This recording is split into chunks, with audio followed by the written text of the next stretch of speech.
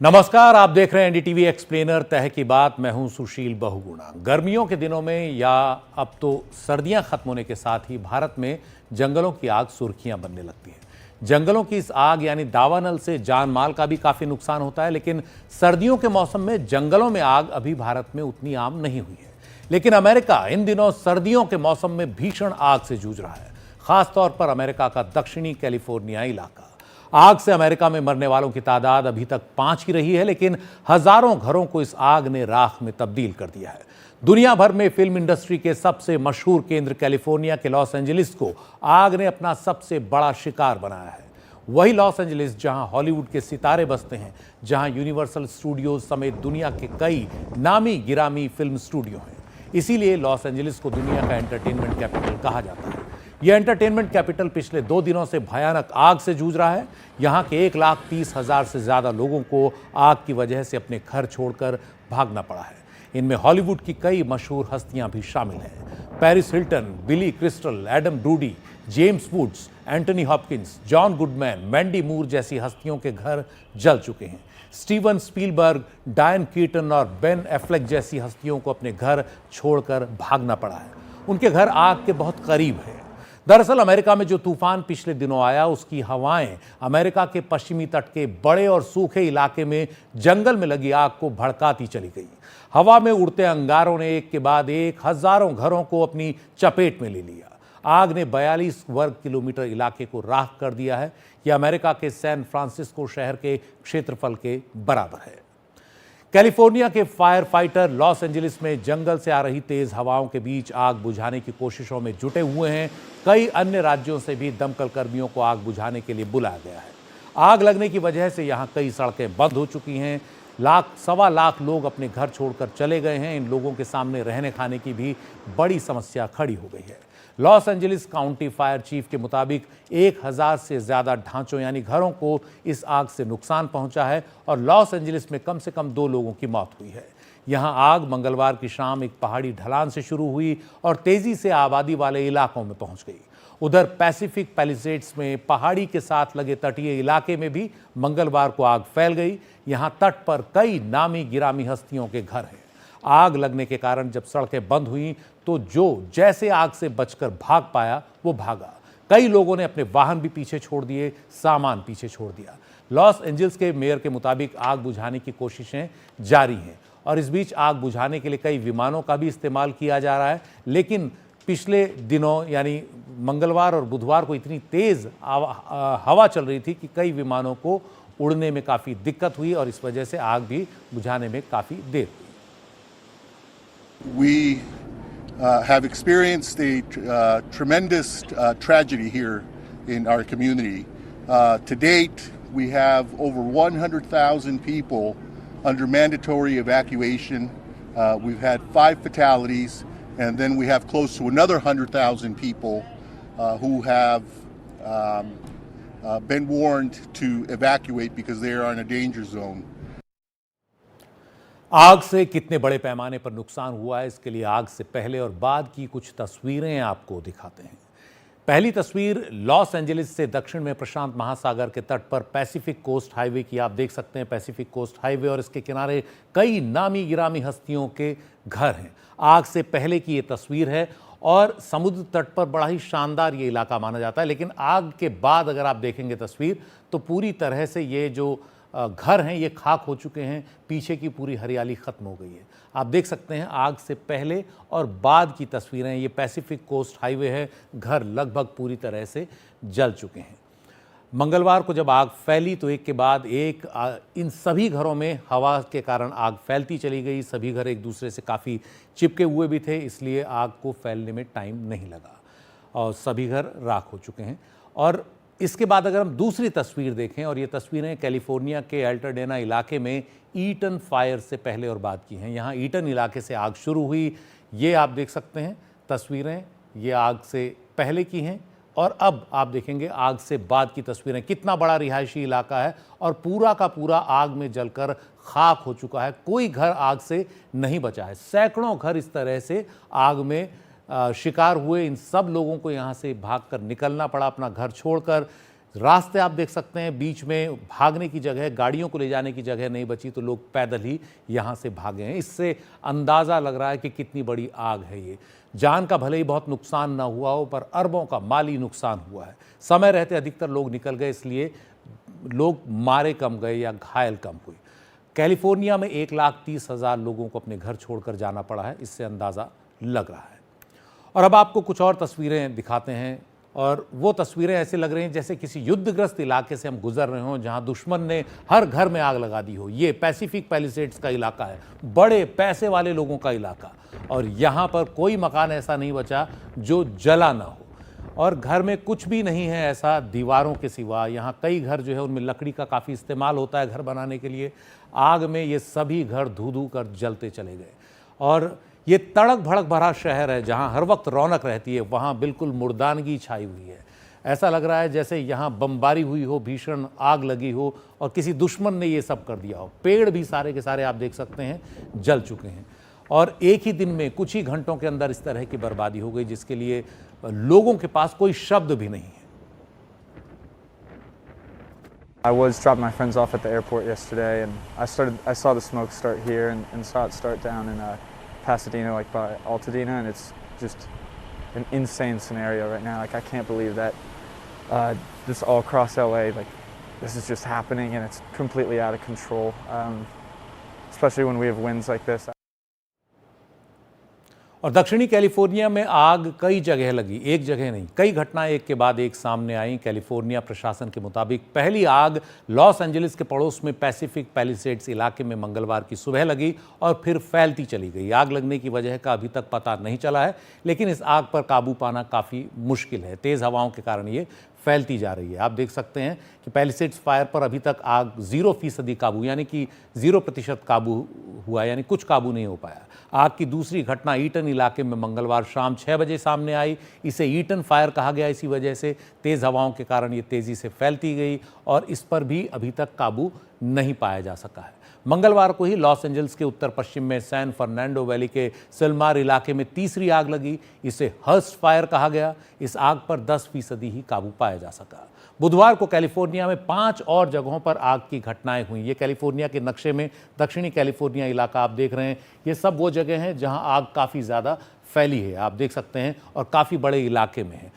Los Angeles में 3 जगहों पर, वेंचुरा में 1 जगह है, और नदी किनारे टाइलर में भी आग लगी है। और अधिकतर जगहों पर आग पर काबू पाना मुश्किल हो रहा है। फायर फाइटर्स और नौसेना के विमान और हेलीकॉप्टर आग बुझाने में लगे हुए हैं। कैलिफोर्निया में आमतौर पर जंगलों में आग की ऐसी घटनाएं जून और जुलाई के महीनों में सामने आती रही हैं, जब गर्मियां अपने चरम पर होती हैं, और अक्टूबर तक आग की ऐसी घटनाएं होती रहती हैं। लेकिन इस बार सर्दियों के सबसे ठंडे महीने जनवरी में ही जंगलों में आग लग गई। क्यों जनवरी में आग लगी?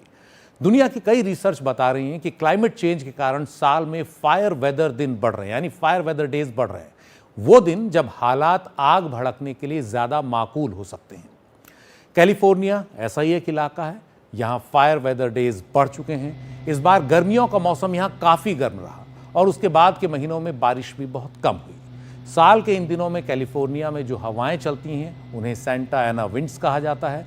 सूखे मौसम में अगर आग लग जाए किसी भी वजह से, चाहे वो मानव जनित हो या फिर कुदरती हो, जैसे आसमान से बिजली गिरना, तो यह आग तेज़ सूखी हवाएं जो है इस आग को और भड़का देती हैं और काफ़ी दूर तक ले जाती हैं।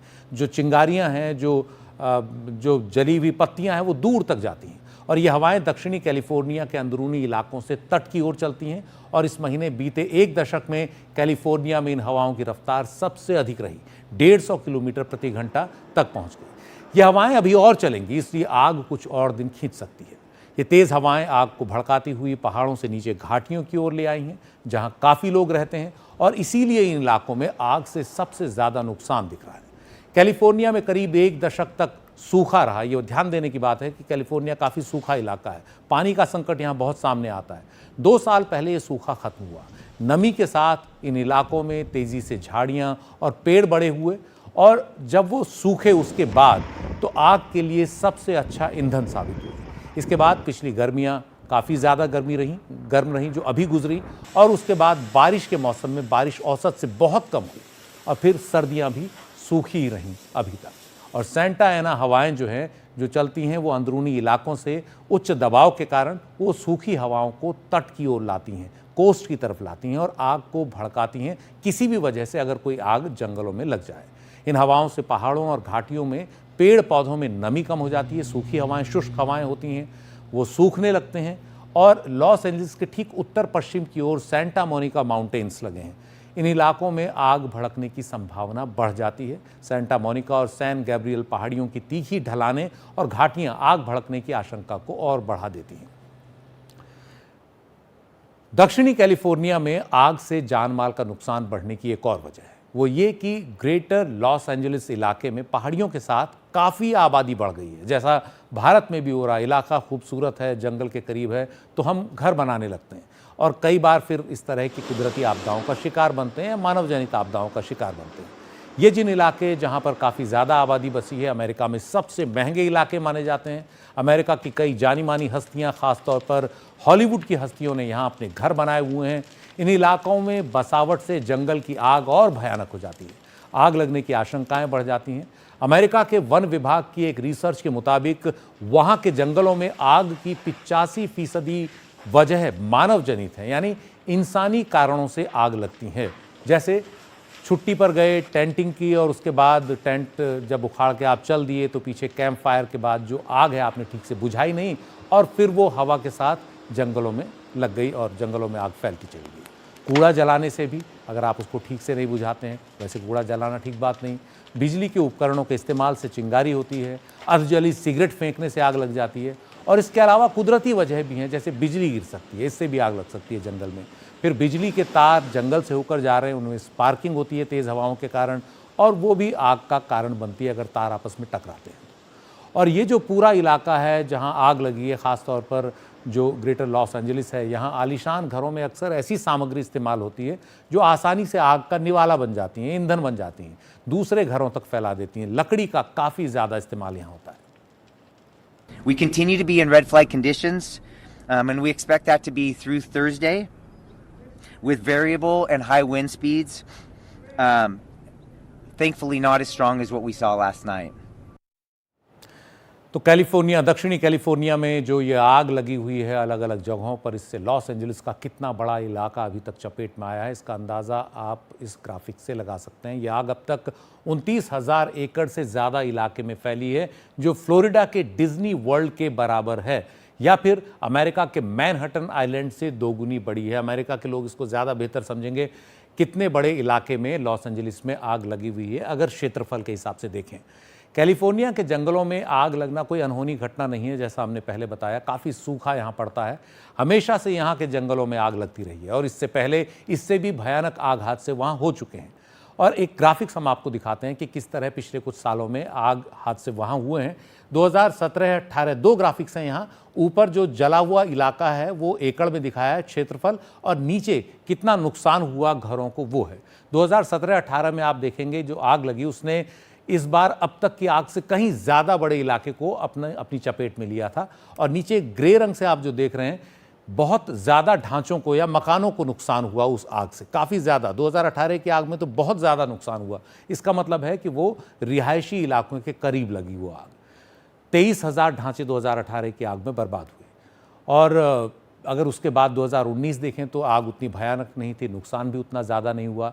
2020 की आग बहुत भयानक थी, इसमें 43,000 एकड़ से ज़्यादा इलाका आग में स्वाहा हो गया। आप देख सकते हैं लाल रंग से कितना बड़ा इलाका जला एकड़ में। और इस साल जो है 11,000 से ज़्यादा मकान आग की भेंट चढ़े। थोड़ा मकान कम जले, उसकी वजह ये हो सकती है कि आग ने जंगल को ज़्यादा निशाना बनाया रिहायशी इलाकों के मुकाबले। 2021 की आग भी 25 लाख एकड़ से ज़्यादा इलाके में फैली। इस साल 3,500 ढांचे आग में बर्बाद हुए। ये पूरा वो समय था, आपको बता दें पिछले 10 साल की बात करें, ये पूरा वो समय था जब कैलिफोर्निया लगातार सूखे से जूझ रहा था। 2022 और 23 की बात करें तो उस समय बारिश हुई, सूखा खत्म हुआ कैलिफोर्निया में, और उसका असर ये हुआ कि जंगल में आग भी कम लगी, नुकसान भी काफ़ी कम हुआ। 2023 जो पिछला साल था उस साल तो काफ़ी कम नुकसान हुआ। लेकिन पिछले साल 2024 में जब ये सूखा एक बार फिर पड़ा, यानी गर्मियाँ बहुत गर्म हुई, बारिश बहुत कम हुई, तो फिर एक बार आग के बढ़ने की गुंजाइश बढ़ी। जंगल सूख गए, और जंगल जब सूखते हैं तो फिर उसके बाद फिर अगर ज़रा भी कोई आग लगती है तो बहुत तेज़ी से जंगलों में फैलती है। और इस बार ये जो 2024 के अंत में 2025 की शुरुआत में जो आग लगी है वो इसीलिए इतनी भयानक हुई है, वो भी सर्दी के महीने में। जनवरी में आग जनरली कैलिफोर्निया में नहीं लगती, जून जुलाई के महीनों में लगती है जब भीषण गर्मी होती है, लेकिन इस बार इसलिए कि जंगल बहुत ज़्यादा सूखे हुए थे। अमेरिका की इन्वायरमेंटल प्रोटेक्शन एजेंसी के मुताबिक क्लाइमेट चेंज के कारण आग लगने की घटनाएं बढ़ी हैं, सूखे मौसम की अवधि बढ़ी है और जंगलों का बड़ा इलाका आग के दायरे में आता जा रहा है। साफ है, जंगलों में आग लगने की आशंका तब सबसे अधिक होती है जब बारिश कम हुई हो। ये हम बार बार बता रहे हैं ताकि चीज़ें ठीक से समझ में आए। और लंबे समय से अगर बारिश न हुई हो, सूखा पड़ रहा हो, तो आग लगने की जो संभावना है वो बढ़ती है। इसका एक आकलन जो है वो the Palmer drought severity index से आता है, जो सूखे की गंभीरता का अंदाज़ा देता है। ये इंडेक्स जंगलों में आग की कितनी आशंका है इस इंडेक्स से पता लग सकता है। तापमान और बारिश के डेटा के आधार पर यह इंडेक्स तैयार होता है। अमेरिका में ताज़ा PDSI इंडेक्स हमें नवंबर 2024 का मिला, जो साफ बता रहा है कि कैलिफोर्निया का एक बड़ा इलाका सूखे की चपेट में जा रहा था। अगर आप यहाँ देखें तो कैलिफोर्निया का बड़ा इलाका सूखे की चपेट में है और इसके अलावा काफ़ी सारे और इलाके भी जो हैं दक्षिण में वो सूखे की चपेट में हैं। और ये इंडेक्स बता रहा है कि इन इलाकों में, जंगलों में अगर आग लगी है तो वो कभी भी भयानक हो सकती है। इसके पीछे पर्यावरण के कई कारक जिम्मेदार हैं, जैसे सूखा, बारिश की कमी और मिट्टी में नमी की कमी। अब एक एक कर आपको दिखाते हैं अमेरिका के national integrated drought information system के 3 ताज़ा मैप्स के जरिए, जो पहले से ही इस बात का संकेत दे रहे थे कि माहौल इस बार जंगलों में आग के अनुकूल होता जा रहा है। अगर आप पहला मैप देखेंगे, द US ड्राउट मॉनिटर, यानी अमेरिका में सूखे की स्थिति को मापने वाला मैप, सबसे ताज़ा मैप 31 दिसंबर तक की स्थिति बता रहा है। और इसमें अगर आप देखेंगे तो इस ज़्यादा लाल रंग जो है ये बता रहा है कि यहाँ ज़्यादा सूखा पड़ रहा है। तो कैलिफोर्निया के आसपास के इलाकों में काफ़ी सूखा है, यहाँ भी काफ़ी सूखा है, लेकिन अगर ये सूखा इलाका जंगलों के आसपास हो तो यहाँ जंगलों में आग लगने से काफ़ी ज़्यादा नुकसान होता है, आग काफ़ी तेज़ी से फैलती है। तो DO अगर आप देखेंगे, D0, तो वो वाले इलाके हैं पीले रंग से जहां सूखा आ सकता है, और जो रंग जितना गाढ़ा होता जा रहा है वहां उतना ज़्यादा सूखा है, उसकी डिग्री उतनी ज़्यादा बढ़ती जा रही है। और हमने बताया कि आपको दक्षिण कैलिफोर्निया में किस तरह से इसमें गाढ़ा लाल रंग और थोड़ा गहरा भूरा रंग जो है वो आ रहा है। और इस दौरान नदी नालों में, जो झील है उनमें भी पानी कम हो जाता है और स्थितियां आग भड़कने के अनुकूल होती हैं। एक और मैप प्रेसिपिटेशन का, यानी बारिश की स्थिति को दिखाता है। किसी इलाके में लंबे समय तक बारिश ना हो तो सूखे की स्थिति बनती है। अमेरिका में अधिकतर जगहों पर आप देखेंगे सूखा पड़ा हुआ है जहां बारिश भी कम हुई है। जो इलाका जितना सफ़ेद है वहां बारिश उतनी कम हुई है। आप देखेंगे सफ़ेद इलाके वो हैं जहां सबसे ज़्यादा आपको भूरा रंग दिखाई दिया था, यानी ड्राउट सबसे ज़्यादा था। आपको तीसरा मैप दिखाते हैं, सॉयल मॉइस्चर मैप। मिट्टी में नमी कम हो तो भी संभावना ज़्यादा रहती है आग की। अगर आप देखेंगे ये कैलिफोर्निया का पूरा इलाका, यहाँ मिट्टी में नमी भी काफ़ी कम है, तो इस वजह से ये पता लगता है कि यहाँ बारिश कम हुई है, सूखा ज़्यादा है। सॉयल मॉइस्चर मैप जो है बता रहा है कि कितनी जगह अमेरिका में ऐसी हैं जहाँ पर सूखा पड़ा है और उन जगहों पर आग की संभावनाएँ ज़्यादा होती हैं, और अगर जंगल हैं तो और भी ज़्यादा आग की आशंका वहाँ बनी रहती है। तो तीनों नक्शों में हमने आपको एक साथ जो है हमने आपको बताया। अब वक्त है एक ब्रेक का। अमेरिका की जो आग है ये उतनी बड़ी नहीं है जितनी इससे पहले इतिहास में लग चुकी है। दुनिया की 5 सबसे बड़ी जंगल की आग हम आपको बताएंगे ब्रेक के बाद।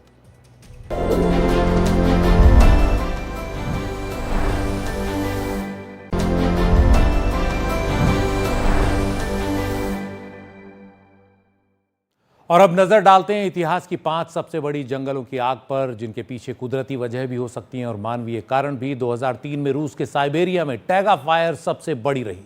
इससे 5.5 करोड़ एकड़ इलाके में जंगल जल गए। उस आग का असर यह हुआ कि उस साल यूरोप ने अपनी सबसे भीषण गर्मियां झेली। तब भी जंगल काफ़ी सूखे थे और तेज़ हवाओं ने आग को और भड़का दिया। यह आग साइबेरिया से रूस के पूर्व में उत्तरी चीन और उत्तरी मंगोलिया तक फैल गई थी और इससे उठा धुआं हज़ारों किलोमीटर दूर जापान के क्योटो तक पहुंच गया। इस आग में लाखों जानवर जले, लाखों पेड़ खाक हुए। इसका सही अंदाज़ा नहीं है कि ये संख्या कितनी रही। इस आग को मानव इतिहास की सबसे बड़ी और भयानक जंगल की आग माना जाता है। 2019 और 20 में ऑस्ट्रेलिया की बुश फायर भी मानव इतिहास की सबसे बड़ी जंगलों की आग में से एक मानी गई। जंगल की आग न्यू साउथ वेल्स और क्वींसलैंड से लेकर दक्षिण पूर्वी ऑस्ट्रेलिया तक पहुंच गई और इसने 4 करोड़ 20 लाख एकड़ इलाके में जंगलों को जला दिया। इस इलाके में हजारों इमारतें भी जलीं, जान माल का बड़ा नुकसान हुआ। यही नहीं, वन्य जीवन का जो नुकसान हुआ उसकी भरपाई कभी नहीं हो पाएगी। करीब 3 अरब जानवर इस आग की भेंट चढ़ गए। इनमें 61,000 कोयला थे। आग में उनकी जली हुई तस्वीरें देखकर न जाने कितने लोग तब रोए थे। इस आग की तस्वीरों ने दुनिया भर को हिलाकर रख दिया। 2014 की गर्मियों में कनाडा के उत्तर पश्चिम इलाके के जंगलों में लगी आग भी बड़ी भयानक रही। इस आग में 85 लाख एकड़ इलाके में जंगल पूरी तरह जल गए। उत्तरी कनाडा के 442 वर्ग मील इलाके में आग ने कहर बरपा दिया। इस दौरान आग की 150 से ज्यादा घटनाएं हुई। इस दावानल से उठे धुएं से कनाडा ही नहीं, अमेरिका तक हवा की क्वालिटी खराब हो गई। इतना ही नहीं, अटलांटिक के उस पार पश्चिमी यूरोप में पुर्तगाल तक इस आग का धुआं दिखाई दिया। इस आग को बुझाने में कनाडा की सरकार के करीब $4.5 करोड़ खर्च हुए। 2004 में अलास्का में लगी आग अमेरिका के अलास्का में आज तक की सबसे बड़ी आग रही। इस आग में 66 लाख एकड़ में जंगल जल गए। 701 अलग अलग आग लगी। बताया गया कि इनमें से 215 बार आग बिजली गिरने से लगी। 426 बार आग इंसानों ने लगाई, गलती से या जानबूझकर, जैसे भी। अलास्का में 2004 में अगस्त का महीना भी बहुत सूखा था और इस महीने लगी आग कई जगह सितंबर तक जलती रही। इतिहास में ब्लैक फ्राइडे कही जाने वाली ऑस्ट्रेलिया की इस आग ने 1939 में वहां के विक्टोरिया राज्य में 50 लाख एकड़ से ज्यादा इलाका बर्बाद कर दिया। कई साल के सूखे के बाद यह आग भयानक साबित हुई। ऊपर से भयानक गर्मी और तेज हवाओं ने एक भयानक दावानल के लिए माहौल बनाया हुआ था। 1939 की आग विक्टोरिया राज्य के 3/4 इलाके में फैल गई और ऑस्ट्रेलिया के इतिहास की तीसरी सबसे भयानक जंगल की आग साबित हुई। इसका धुआं न्यूजीलैंड तक देखा गया।